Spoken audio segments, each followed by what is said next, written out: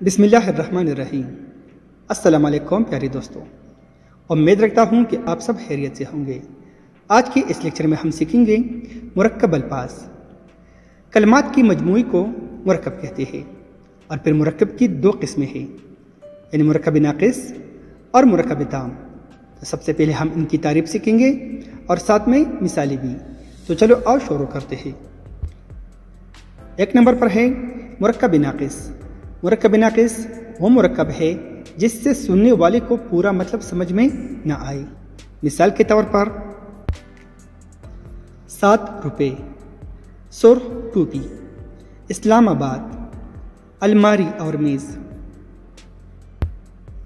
اگر آپ ان مثالوں کو دیکھیں تو یہ پورا مفہوم ظاہر نہیں کرتی، بلکہ ان مثالوں کے ساتھ اور لفظ ملانے کی ضرورت محسوس کی جاتی ہے۔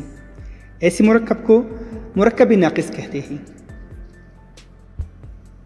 2 نمبر پر ہے مرکب تام۔ مرکب تام یا جملہ وہ مرکب ہے جس کے سننے سے پورا مطلب سمجھ میں آ جائے۔ مثال کے طور پر اس نے 7 روپے لیے، سرخ ٹوپی خراب ہو گئی ہے، اسلام خان آج اسلام آباد گیا ہے۔ اگر ان مثالوں کو ہم دیکھ لیں تو یہ پورا مطلب ظاہر کرتی ہے، اس لیے ایسی مرکب تام کہلاتے ہیں۔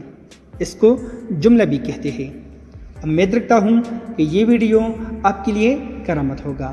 ملتے ہیں ایک دوسری ویڈیو میں، تب تک کے لیے خدا حافظ، اللہ نگہبان۔